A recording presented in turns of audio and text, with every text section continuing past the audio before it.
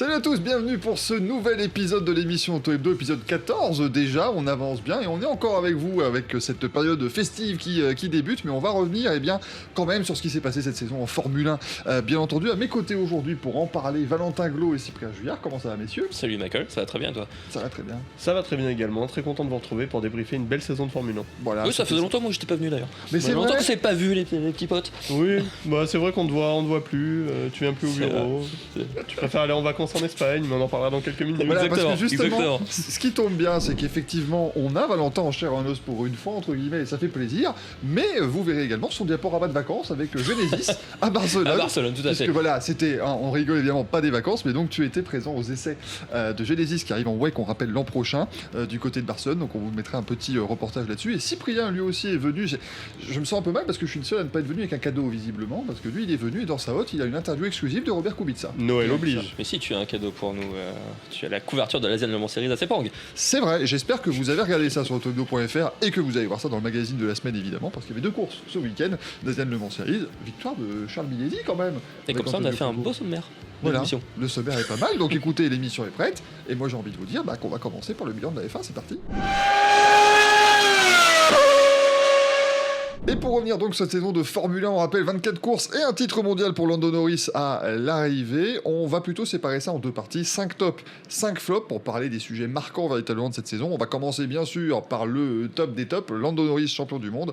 Mon cher Cyprien, un titre, on l'a déjà évoqué évidemment la semaine dernière, mais qui a été acquis de haute lutte. Oui, un titre acquis de haute lutte, un beau match à 3 pour le titre, mais évidemment à la fin c'est Lando Norris qui a gagné, donc on est obligé de le mettre en top. Il y a des critiques sur sa saison, des critiques qui sont entendables, tout n'a pas été parfait. À la fin, on a quand même un pilote qui statistiquement a réalisé une très bonne année. Il a été 18 fois sur le podium en 24 courses. Il y a eu des petites erreurs, il y a eu le Canada, on se souvient où il percute Oscar Piastri, il y a eu aussi cet abandon qui lui a coûté beaucoup de points à Zandvoort, mais je voudrais quand même souligner cette belle capacité qu'a eu Norris à redresser la barre dans les moments compliqués. Après le Canada par exemple, sur les 4 courses qui suivent, il en gagne 3 et il fait une 2e place, et puis à Zandvoort il pouvait revenir, en tout cas avoir un écart de 16 points seulement sur Oscar Piastri qui allait gagner et lui finir 2e.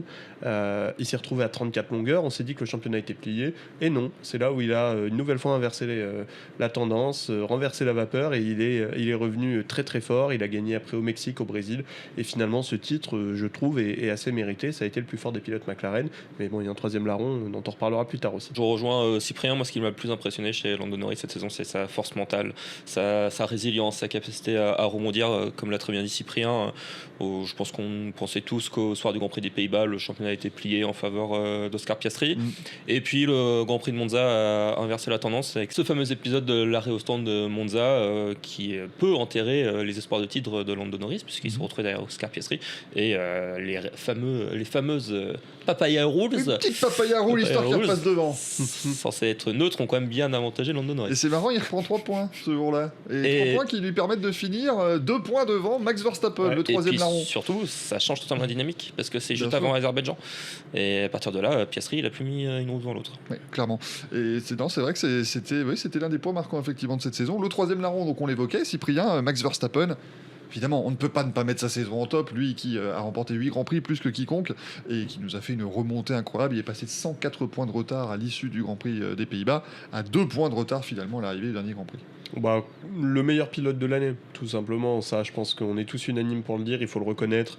Qu'on aime ou pas Max Verstappen, il faut saluer le talent de ce jeune homme qui a déjà 4 titres de champion du monde et qui a bien failli en avoir un 5e, qui aurait été selon moi le plus beau de sa carrière. Au final, il échoue à 2 points, mais c'est pas vraiment une défaite parce que tu l'as dit, il était tellement loin.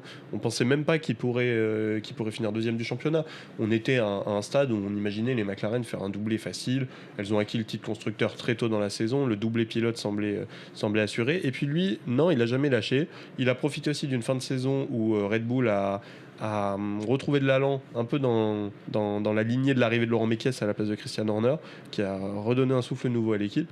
Et au final, une saison de champion, mais un champion sans couronne cette année-là. Mais bon, il en a déjà eu 4 des titres. Max Verstappen, je pense qu'il se consolera et puis qu'il repartira à l'assaut dès l'an prochain. En top aussi cette saison, Williams, qui termine 5e du championnat constructeur. Cette remontée bâtie par James Walsh, qu'on salue d'ailleurs, parce qu'en plus d'être team principal de Williams, il s'est dit non, mais Abu Dhabi, j'aime bien, je vais rester une semaine de plus. Et il a gagné gagné sa catégorie dimanche aux 12 heures du golf, aux 12 heures d'Abu Dhabi en GT3. Bon, Catégorie à 2 voitures. oui, certes, mais Il a quand même gagné. voilà, me connaissant par exemple, j'aurais fini deuxième de cette catégorie à 2 voitures. Moi, Ah non, ouais, toi lui, sur 2 voitures, t'aurais fini 3ème. il y a des grandes chances aussi, ça, clairement. Voire mais t'aurais raté le podium. quand même, s'il Comme vous plaît, vous pouvez tous le voir, le groupe vit bien. le groupe vit bien, évidemment. On s'apprécie tous, comme vous le remarquez, autant Oui. que vous nous appréciez également sur les Parle les pour réseaux, toi, bien sûr. en tout cas. Ça, je suis moins sûr. Et du coup, donc, Williams, 3 podiums cette saison, 2 en Grand Prix, 1 en sprint. Ah oui, tous, je t'en propriété chercher, de- peut-être 3ème. Ah oui, donc tous propriété de Carlos Sainz, Et quand ouais, même, Valentin, on s'y attendait pas forcément à ce que le Alors, pilote pas du espagnol tout. puisse performer à ce niveau-là en première année. Lui-même s'y attendait pas au début de saison. Alors, pourtant, il avait fait les meilleurs temps des essais de pré-saison à Bahreïn. C'est vrai. Mais quand il a été interrogé à ce sujet-là, il a répondu qu'il ne fallait pas s'attendre à le voir, ne serait-ce que dans les top 5. Bon, Carlos Sainz est un menteur. Voilà. On va le dire Bravo. poliment. Voilà. Et Il viendra donc pas dans l'émission déjà, pour commencer. Non, mais il n'y voyait aucune malice dans ce que je dis envers Carlos Sainz. Il a fait une deuxième partie de saison surtout assez énorme avec 2 podiums où il a certes bénéficié de certaines circonstances, notamment au Qatar avec la stratégie La stratégie totalement McLaren. ratée des McLaren, mais encore fallait-il être là pour saisir ses performances, pour saisir ses opportunités, pardon. Et une mention aussi quand même à Alexander Albon qui certes sur la deuxième partie de saison s'est totalement écroulé, mais il a fait une grosse première partie de saison et c'est lui qui aurait pu aller chercher peut-être le premier podium pour Williams à Imola. Il fait 5ème mais il était pas loin, il y avait une opportunité ce jour-là d'aller chercher un podium. Il fait, il me semble, 3 top 5 sur les premiers Grands Prix de la saison. Donc on va dire première partie de saison solide pour Albon, deuxième partie de saison très solide pour Williams et surtout une belle 5ème place au championnat Ouais. pour l'équipe de James Wolfe. Ça donne envie de voir ce que ça pourra donner quand les deux seront à leur top niveau sur une saison entière. Pour corroborer juste ce que disait Valentin sur les statistiques, Williams termine 5ème des constructeurs. Ça faisait de nombreuses années que c'était pas arrivé.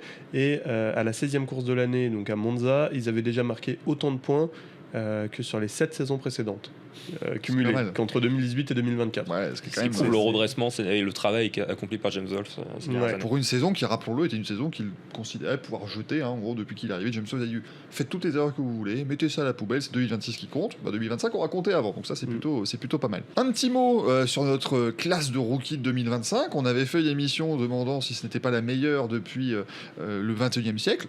Force est de constater qu'ils ont quand même été très très bons, ces rookies. Kimi Antonelli et Isaac Hadjar ont même accédé à des podiums cette saison. C'était quand même très fort ce qu'ils ont fait, Cyprien. Bah, c'était très très fort et ils ont été tous tellement forts que la FIA a décidé d'élire le rookie de l'année lors de sa cérémonie de remise des prix et qu'ils l'ont donné donc à Raphaël Camara, rookie en Formule 3 et Mais champion. voilà, champion, on peut le dire, donc à la rigueur. Bon, mais c'est Mais- vrai que c'est étonnant. Non, mais bon, c'est pas spécialement étonnant parce que je pense que la FIA n'a pas voulu choisir, ce qu'on peut comprendre parce qu'on a eu en effet une promotion très bonne cette année. Aucun ou presque n'a déçu si on exclut Jack Doohan et Franco Colapinto qui est pas vraiment un rookie mais qui a pas non plus été au niveau. Sur les 4 ou 5 autres selon la façon dont on les considère, ça a quand même été brillant. Hadjar a fait un podium, Antonelli en a fait 3 dans une Mercedes certes, mais Antonelli a montré aussi de très belles choses, notamment après une période de creux où il a eu beaucoup de mal mentalement.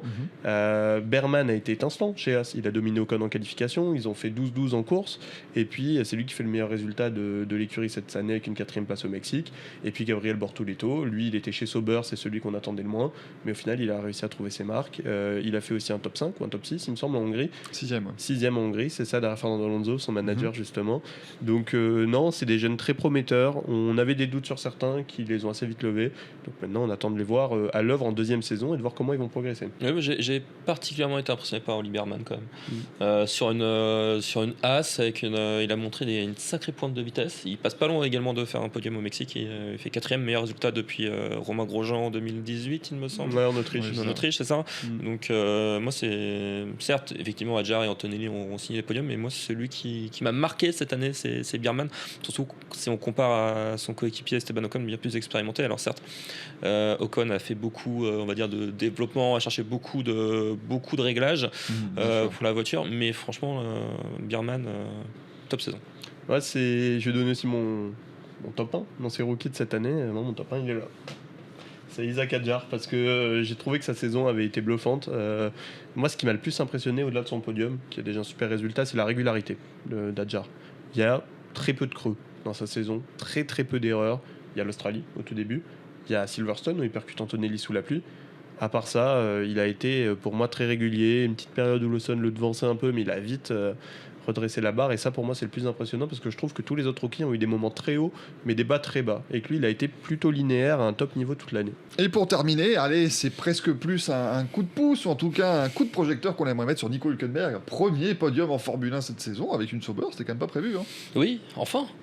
Il était temps. Je pense que lui-même avait perdu espoir d'enfin signer un podium. Ah, il y croyait plus, il l'avait dit d'ailleurs. Hein, c'est ça, exactement. Compliqué, hein. Et du coup, et en plus, il le signe dans des circonstances très difficiles, sous la pluie à Silverstone, et c'est lui qui fait jouer toute son expérience en refusant la consigne de son ingénieur qui lui demande de rentrer au centre pour changer les pneus. Hülkenberg dit non, je reste, et finalement c'était la stratégie payante qui lui a permis d'aller chercher une belle 3e place, et c'est bien, je pense que tout le monde est ravi de voir Nico Hülkenberg enfin sur un podium. Maintenant messieurs, passons au flop, et le premier flop, je souris parce qu'il paraît quand même étonnant, c'est McLaren. Parce que, excusez-moi, champion du monde des constructeurs, champion du monde des pilotes, bon... Saison flopesque. Mais on en parlait justement, Michael, avec l'exemple du Qatar, une stratégie totalement ratée de la part de McLaren. Juste avant, il y a eu la double disqualification de Las Vegas. Là où c'est un flop, et je pense que Cyprien sera d'accord avec moi, c'est surtout sur la gestion de leur saison. Ils doivent être champions pilotes, mais en septembre. Ou bien avant, ou uniquement bien avant. Les deux en lice à Abu Dhabi. Mais ils ne doivent pas laisser Verstappen être dans la lutte. Voilà, ils ont laissé revenir Max Verstappen. Ils ont failli faire le plus grand gâchis, un des plus grands gâchis de l'histoire de la Formule 1. Je sais pas ce que t'en penses, très bien. Quand on a une voiture comme ça, c'est en effet scandaleux d'avoir un rival qui termine à 2 points. Ça aurait été inadmissible de perdre ce championnat. Ça aurait été inadmissible. Et les deux pilotes ont eu leur période un peu plus creuse. Piastri a commis des erreurs aussi, surtout cette fin de saison qui était calamiteuse de la part de Piastri, qui a tout de même bien dressé la barre au Qatar, où dans des circonstances normales il aurait dû gagner, et encore c'est McLaren qui lui enlève sa victoire avec cette stratégie ratée, et à Abu Dhabi aussi où il était devant Norris, mais sinon il a eu beaucoup de mal. Mais dans tous les cas, moi c'était cette bataille interne que j'ai pas du tout appréciée. En fait, c'était aseptisé au possible. Oui. C'était pas une bataille finalement. Vous avez des souvenirs de batailles en piste marquantes entre Piastri et Norris? Moi j'en compte 2 ou 3. Ouais. Je compte l'Autriche où Piastri bloque les roues et manque de percuter Norris au virage 5. Il y a pareil en Hongrie au premier virage.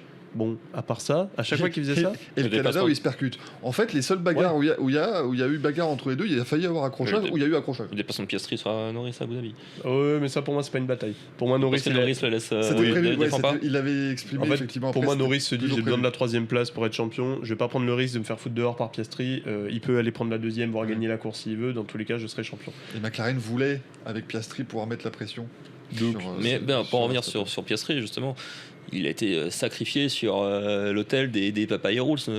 Quoi qu'en veulent s'en défendre McLaren, on en parlait tout à l'heure, c'est à partir de la consigne de Monza où Piastri il perd totalement pied. Et d'ailleurs, il le dit, ses erreurs à Bakou elles sont aussi dues au fait qu'il ne s'est pas remis de la consigne de Monza. Et derrière, à partir de là, toutes les Papaya Rules finalement ont tourné dans le sens de Norris. Donc ça, j'ai trouvé ça très moyen de la part de McLaren. On est obligé d'être presque un peu complotiste et de se demander en effet si McLaren préférait pas que Norris gagne pour des raisons marketing, parce que Norris est un pilote plus bankable, vous regardez ses abonnés sur les réseaux sociaux, le nombre de personnes qui le suivent, il a une communauté très forte, et aussi parce que Norris est britannique et que McLaren est une écurie britannique. Et l'enfant de McLaren aussi, il a fait 2019. C'est aussi ça, il a été formé par McLaren pour arriver à ce niveau-là. Il est arrivé dans l'équipe en 2019, avant ça il était déjà dans l'académie. Honnêtement, Piastri, c'est plutôt le petit protégé d'Alpine, on va dire, qui a fait la nique à Alpine pour venir chez McLaren. Mais en fait, on en arrive à se poser ces questions-là qui normalement ne devraient pas arriver, qui sont peut-être d'ailleurs totalement fallacieuses, mais malheureusement, ils nous ont donné les arguments pour s'interroger sur les vraies raisons de cette préférence affichée à Lando Norris, qui en plus n'a jamais été assumée. On reste dans les équipes en termes de flop. Ferrari, c'est sûr que quand on joue le titre constructeur en 2024, on s'attend pas à faire une saison sans victoire en 2025 avec un et deux pilotes qui ne va même pas sur le podium finalement. Alors, on sait, il y a eu une victoire. Alors, en sprint en Chine. mon cher Michael, si tu comptes le podium de Carlos Sainz dans les 3 podiums de Williams, il faut compter la victoire de Lewis Hamilton au sprint en Chine. Il y a victoire sur une course qui faisait le tiers d'un Grand Prix, certes, mais il y a victoire. Moi, je pense qu'on peut quand même aussi considérer que les 3 podiums de Carlos Sainz sont des podiums Ferrari, étant donné qu'il a passé 4 ans là-bas. Et que c'est toujours le dernier vainqueur en date de Ferrari au Mexique en 2024. Et Nico Hülkenberg avait eu un moteur Ferrari, donc voilà, Tout on va le mettre aussi. On peut en avoir pas mal, des podiums Ferrari, s'il faut. Hein, ça peut- Max Verstappen a gagné dans une Ferrari en GT. Voilà, exactement. Allez, Et c'est puis bon. Ferrari sont champions du monde en WEC. Bah, super, bravo à eux, voilà. Pourquoi on a mis Ferrari dans les flops? Je comprends pas. Je comprends pas du tout, super saison de Ferrari en fait. Non, en Formule 1, ça s'est pas très bien passé, Cyprien. Je suis désolé, Non. faut le dire. Non, ça s'est moins bien passé qu'espéré, en effet, pour rester un peu plus sérieux. Bon, il y a eu des podiums de Charles Leclerc qui a fait une très bonne saison. Il a fait du Charles Leclerc, hein. Globalement 5e du championnat, des podiums, pas de victoire. On se souvient de Monaco, où il est très très proche de chipper la pole à Lando Norris. Je crois qu'il fait le meilleur temps des 3 séances d'essai en plus avant. Et du coup, s'il chippe la pole, on sait qui gagne le lendemain, probablement. Donc, il aurait pu avoir cette victoire. Ça faisait quand même quelques années que Ferrari n'avait pas passé une saison sans gagner. Ce qui a été triste à voir, ça a été Lewis Hamilton, parce que la saison de Lewis Hamilton en tant que telle, elle est pas si mauvaise. Bon, il est 6e du championnat, il est plus proche d'Antonelli 7e que de son coéquipier Leclerc 5e. Pas de podium, mais surtout, moi, ça a été la mine résignée affichée par Hamilton toute l'année. On avait l'impression qu'il était complètement perdu, bouffé intérieurement par la déception de ne pas réussir cette belle histoire entre lui, le pilote le plus titré de l'histoire, et l'écurie la plus titrée de l'histoire. En fait, ça a donné une image plus dramatique qu'elle ne l'était vraiment, je pense, à la saison de Ferrari. Mais aussi, tu l'as très bien dit, quand on se bat pour le titre fin 2024 et qu'on assume ses ambitions pour 2025 et qu'on dit là, on veut se battre pour les 2 titres, terminer 4e des constructeurs, ça fait quand même sacrément mal. Derrière une équipe qui n'avait qu'un pilote, hein, Red Bull, entre guillemets. Donc, bon. Ouais. C'était qui le deuxième? Et ça a changé. Yuki Lawson C'est pas ça Non, Liam Tsunoda. Ah, pardon, lui, c'était lui. J'ai pas vu. Bon. C'est pas terrible.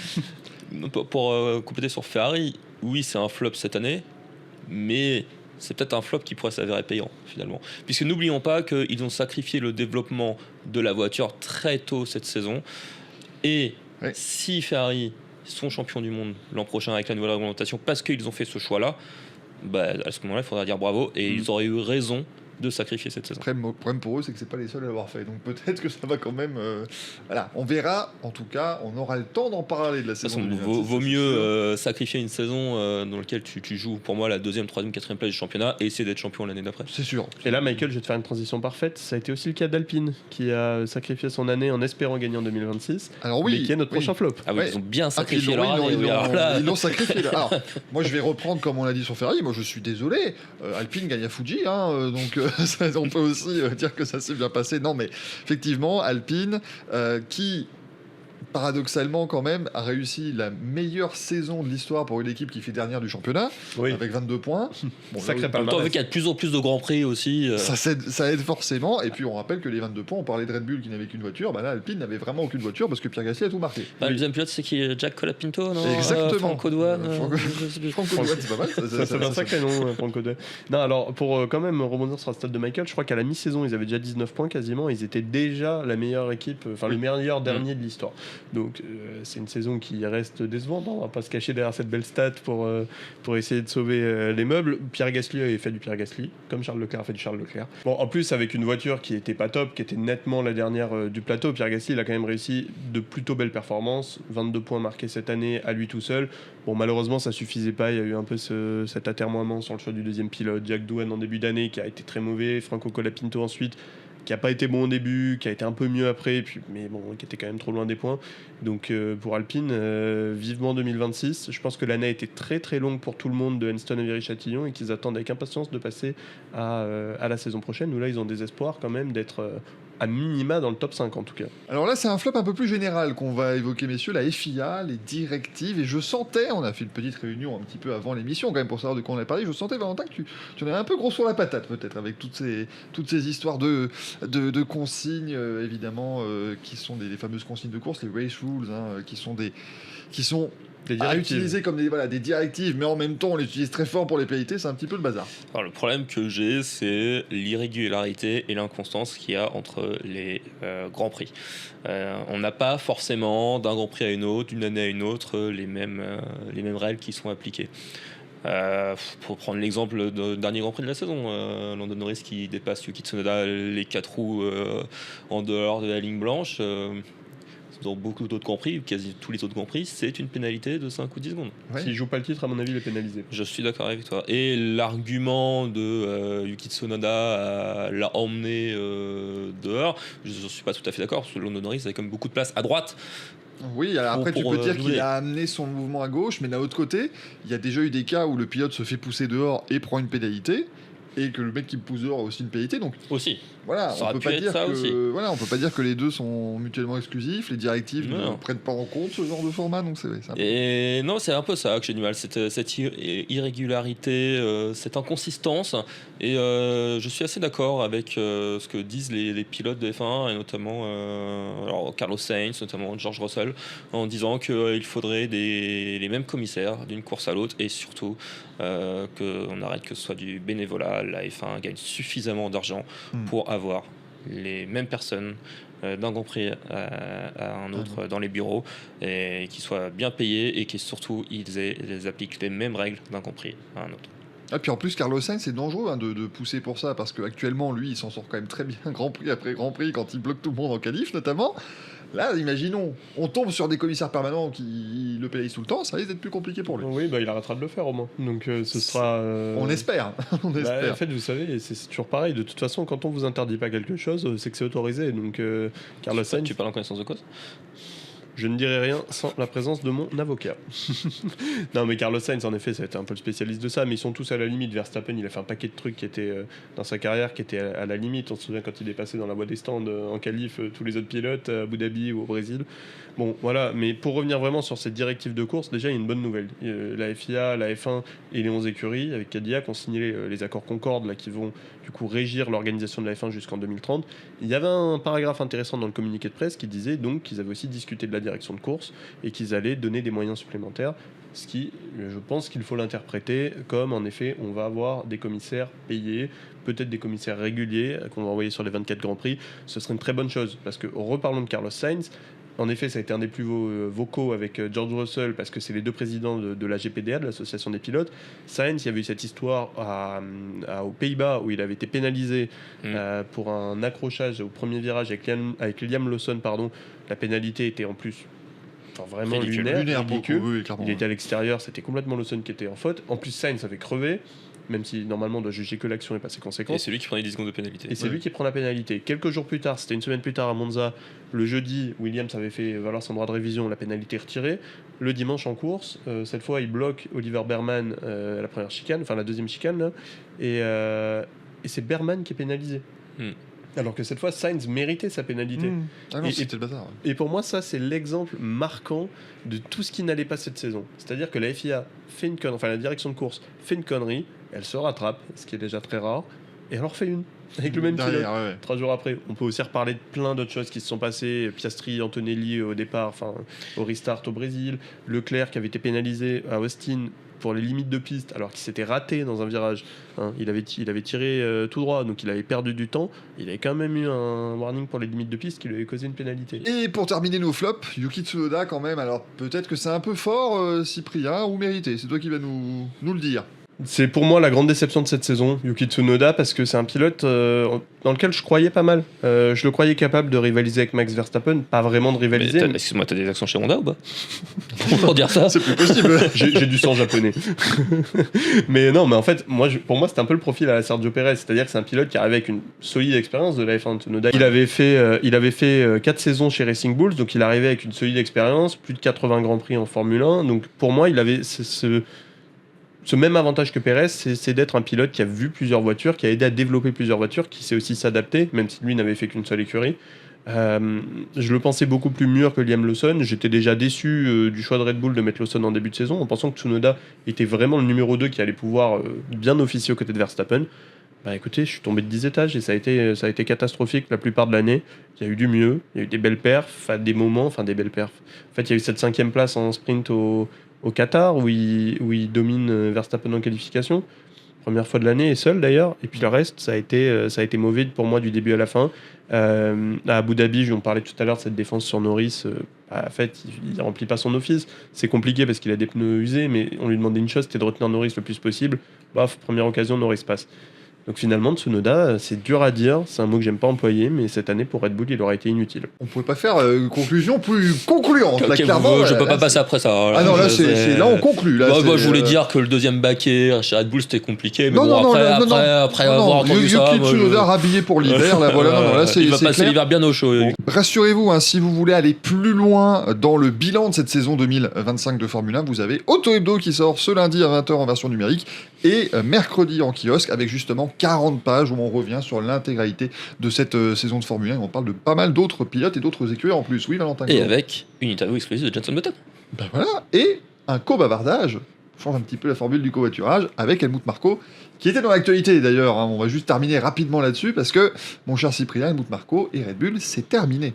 Ouais, c'est terminé après plus de 20 ans de collaboration. Helmut Marko qui avait rejoint Red Bull au début des années 2000, il était devenu très proche de Dietrich Mateschitz, le fondateur de la firme autrichienne. Ensemble, ils avaient monté cette équipe qui était d'abord à la base une structure de soutien de jeunes pilotes via la marque Red Bull. Ça avait commencé avec Enrique Bernoldi en 2001, puis il y a eu ensuite plus de 20 pilotes. Je crois qu'on est quasiment à 30 pilotes qui sont arrivés en Formule 1 grâce au soutien de Red Bull, qui est arrivé en tant qu'équipe en 2005 avec à la place de Jaguar, avec Red Bull, puis Toro Rosso qui a remplacé Minardi. Helmut Marko, c'était un peu le visage justement de Red Bull, je trouve, avec Christian Horner. On avait ce duo bicéphale finalement, cette direction bicéphale. Horner vraiment sur la partie exécutive et Helmut Marko sur la recherche de jeunes pilotes. Il a fait éclore Daniel Ricciardo, Sébastien Vettel, Max Verstappen, énormément de pilotes. Aujourd'hui sur la grille, on a Pierre Gasly, Carlos Sainz, Alex Albon pour ne citer que. Donc c'est un personnage du paddock qui s'en va, c'est aussi un personnage controversé. On sait qu'il a eu des déclarations des fois à caractère discriminatoire, voire raciste envers Sergio Perez ou Lewis Hamilton. Ça restait quand même un visage marquant de Red Bull et c'est un peu le dernier des Mohicans justement de toute cette période à succès finalement de 2005 à aujourd'hui, après Christian Horner. Les deux sont partis en très mauvais termes l'un avec l'autre. Horner le 1er juillet et Marko maintenant. On sent que Red Bull a besoin de faire du ménage. Les deux s'écharpent là par médias interposés, mais voilà, c'est un personnage en tout cas avec qui il est très intéressant de discuter. Et en effet, tu as parlé de ce co-bavardage avec lui que j'avais réalisé au Grand Prix d'Azerbaïdjan en septembre. Je vous invite à le lire parce qu'il y a pas mal de choses intéressantes sur sa vision de son boulot et puis aussi toute sa carrière avant Helmut Marko. C'est quand même un vainqueur des 24 heures du Mans et un pilote qui a 9 Grands Prix de Formule 1. Et tu parles de vainqueur des 24 heures du Mans, c'est incroyable comment tout cela s'imbrique et s'enchaîne, puisqu'on va parler d'endurance, parce qu'on va parler dans quelques instants, mon cher Valentin, d'une marque qui aimerait gagner les 24 heures du Mans. Est-ce que ce sera le cas, on le verra. Et donc effectivement, la partie endurance, tu étais à Barcelone, mon cher Valentin, pour assister aux essais donc, de Genesis, qui est la grande équipe arrivant en endurance, en hypercar l'an prochain. Raconte-nous un petit peu les coulisses de cette séance d'essai. C'était la dernière séance d'essai de Genesis en 2025. 3 jours d'essai du coup sur le circuit de Barcelone en Catalogne avec les deux voitures, la numéro 17 et la numéro 19, qui ont roulé ensemble sur le circuit espagnol. Donc, les 6 pilotes titulaires étaient présents, donc André Lotterer, Pipo Derani, Mathieu Jaminet, Dani Juncanella, Mathis Jobert et Paul Louchatin. Cependant, Paul Lou n'a toujours pas le droit de rouler puisqu'il est sous contrat avec Alpine jusqu'au 31 décembre. Donc Paul Lou était juste là pour les activités médias, on va dire. Et pour écouter quand même les retours, on imagine. Jimmy Chadwick était également présente, la pilote de réserve, qui a également roulé. Donc c'était une séance d'essai importante pour Genesis, où ils ont notamment beaucoup travaillé sur les systèmes électroniques. Ils en sont là. Chez Genesis, on n'est pas encore vraiment en train de chercher la performance, on est en train de chercher pour l'instant la fiabilité. Et un des mots qui est revenu souvent en parlant, par exemple, avec Cyril Abitboul ou avec Justin Taylor, c'était d'être légal au Qatar. Alors, pas dans le sens que la voiture est illégale ou en dehors des clous, pas du tout. C'est qu'il est facile de faire des erreurs et d'être au niveau de la répartition de la puissance et de la puissance allouée, notamment par relais. Il y a une certaine limite et il est facile de faire une erreur là-dessus. Et du coup, chez Genesis, on est très à cheval, évidemment, pour pas se prendre des pénalités dès la première course. Et du coup, c'était un des paramètres à travailler, c'était là-dessus. Ensuite, les pilotes qui viennent d'arriver, notamment Mathieu Jaminet, eux donnent effectivement un peu leur avis sur ce qui a déjà été mis en place avant, avec André Lotterer, avec Pipo Derani, notamment sur les boutons, sur le volant, sur est-ce que c'est vraiment adéquat de laisser tel bouton à tel emplacement, parce que chez Porsche c'était différent, chez Cadillac c'était différent. Bon voilà, après chacun ajuste, ils sont encore dans une période d'ajustement. La voiture est très jolie, je tiens à préciser. Oui, parce que tu as pu la voir en vrai quand même. J'ai pu la voir en vrai. On avait la maquette aux 24 heures du Mans, oui. Là c'est la vraie voiture. Alors, elle n'était pas orange. Attention, elle n'était pas ça orange. Quand même, là, attention, parce que c'est leur pub depuis le début quand même. Il y a une voiture qui roulait en noir et une autre en gris métallisé. Il n'y a rien encore été arrêté chez Genesis, mais il se peut que ce soit les livrés pour le début de la saison, du moins. Et que la couleur orange ne vienne qu'aux 24 heures du Mans. Ce n'est pas encore entériné, mais c'est en tout cas ce à quoi ils réfléchissent chez Genesis. La voiture a un look, donc c'est une MDH. De face, on pourrait voir une Alpine ou une Acura, puisque c'est un châssis Oreca. Et de derrière, il est intéressant de constater que ça ressemble plutôt à une Ferrari, avec plusieurs couches d'ailerons. Il y a quelques petits détails esthétiques qui sont intéressants, notamment les rétroviseurs. Je ne sais pas si vous avez fait attention sur les photos, messieurs, mais avez-vous vu des rétroviseurs sur cette voiture ? Absolument pas. Ils sont intégrés dans le... Ils sont intégrés dans le châssis. Ça, c'est fort. Ça, c'est fort. Et elle fait un bruit formidable. Sur l'échelle de l'Aston Martin Valkyrie, on est à combien ? Elle sera derrière, mais je trouve qu'elle fait un plus gros bruit que la Cadillac. Déjà. Oui, j'allais dire, est-ce qu'elle est au coude à coude avec la Cadillac ? Pour moi, elle est au coude à coude, et pour moi, elle est même un peu devant la Cadillac. Elle fait le petit V8 biturbo de la Genesis fait un très très joli bruit, donc ce sera. On a hâte de découvrir ça. Ce sera intéressant de voir. On est jaloux. Et sur place, nous avons eu l'occasion, les médias sur place, d'échanger avec Mathieu Jaminet, donc je vous propose qu'on l'écoute. C'était l'opportunité de partir d'une feuille blanche et de construire quelque chose sur le long terme et avoir un vrai impact sur le team et sur le développement. Donc voilà, le temps dira si c'est le cas, mais c'est clair que pour l'instant ça se passe bien et j'essaie vraiment d'écouter mon ressenti et mon feedback et sur plein de choses. J'ai déjà vu qu'il y a énormément de choses qui ont été prises en compte dans mes commentaires et ce qui a été demandé. En tout cas, il y a énormément de choses qui bougent et ça va assez vite, donc ça c'est bien. Tu vas partager la voiture avec Paul Lou et Dany l'année prochaine. Quel est ton ressenti au sujet de cet équipage ? Honnêtement, c'est difficile à dire. Je connais les deux depuis assez longtemps, mais on n'a jamais travaillé ensemble et ils n'ont jamais travaillé ensemble non plus. Donc on part un peu dans l'inconnu avec une nouvelle équipe. Donc honnêtement, sur les line-up, j'étais assez relax. C'est pas, je pense, la priorité à ce moment du projet. C'est pas la clé. C'est bien d'avoir un autre Français. J'ai eu l'habitude chez Porsche d'avoir toujours quelques Français autour de moi, donc ça c'est cool. Et après Dany, espagnol, et on s'entendait très bien en dehors de la piste, en GT déjà avant. Et là d'avoir à mes côtés, et aussi son retour technique, on a déjà pu voir que c'est quelqu'un qui a énormément d'expérience. On voit qu'il a travaillé avec des usines auparavant. Et je pense que c'est quelqu'un dans le développement technique qu'il ne faut pas sous-estimer, et clairement c'est un atout. Donc il faut utiliser les personnes comme ça.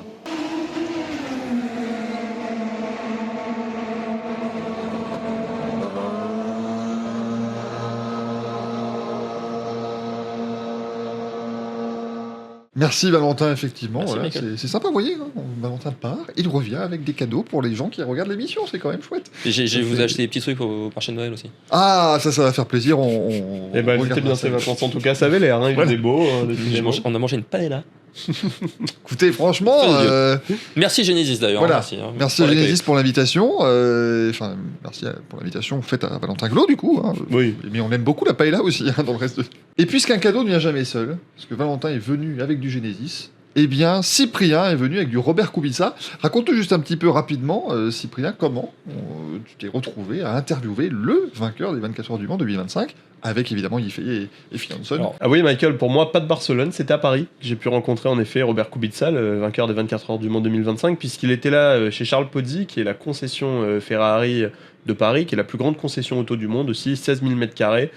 Charles Pozzi, qui est le partenaire de la Ferrari Dave Corset, de la numéro 83. On le voit notamment au-dessus du pare-brise, le sticker Charles Pozzi. Donc les trois pilotes étaient là avec leur voiture pour la présenter. Une voiture d'ailleurs, c'était assez sympa parce qu'il y avait toujours tous les impacts des moustiques. Vous vous souvenez, 24 heures du Mans, ça avait été un grand sujet pour les pilotes. Oui, comme on dit, elle était dans son jeu, ce qui est de tradition quand une voiture gagne les 24 heures du Mans, c'est qu'elle conserve son état d'arrivée.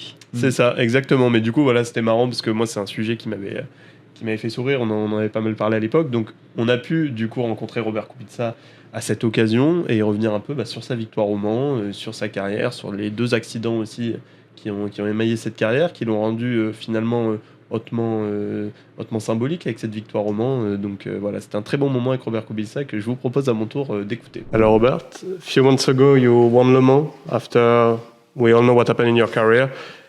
If I told you 10 years ago maybe when you started endurance racing that you will win Le Mans now in 2025 with Ferrari, Would you have believed me or not?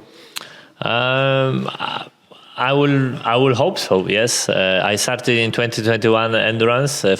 My first Le Mans was 2021 in LMP2 category, and I fell in love with that race. So it's really unique race, so emotional, and I think whatever you are, if you are a race driver, mechanic, engineer, or even fans.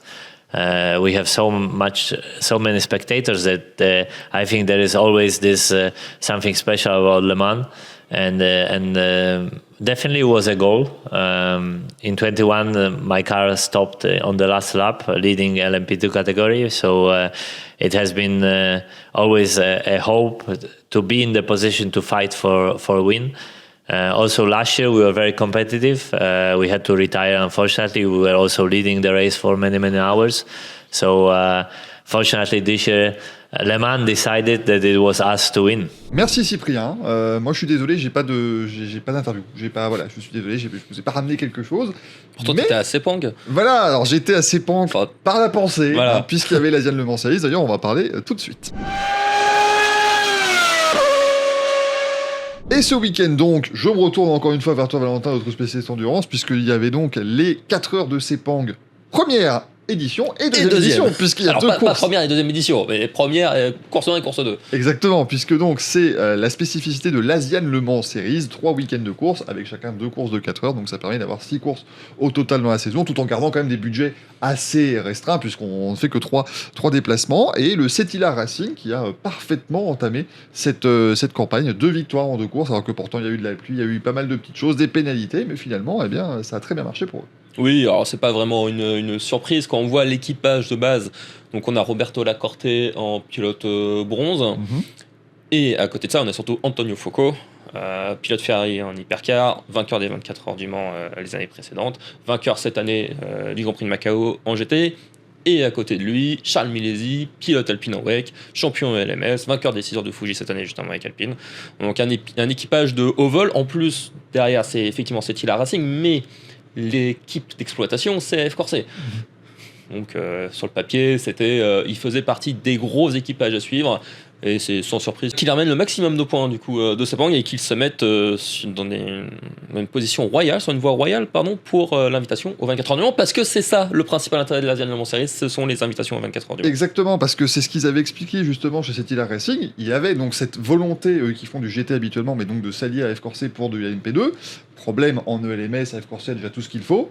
Donc il fallait se tourner vers l'Asian Le Mans Series pour pouvoir décrocher une invitation. Les équipes championnes donc dans cette catégorie remportent une invitation pour les 24 heures du Mans. On rappelle comment ça fonctionne les 24 heures du Mans. Les engagés à l'année au WEC sont directement en course. Et après, c'est le comité de sélection qui répartit les places restantes pour arriver à 62 voitures. À savoir que donc il y a des invitations remises par le LMS, par l'Asian Le Mans Series et par l'IMSA. Et par le GT World Challenge. Et par le GT World Challenge également.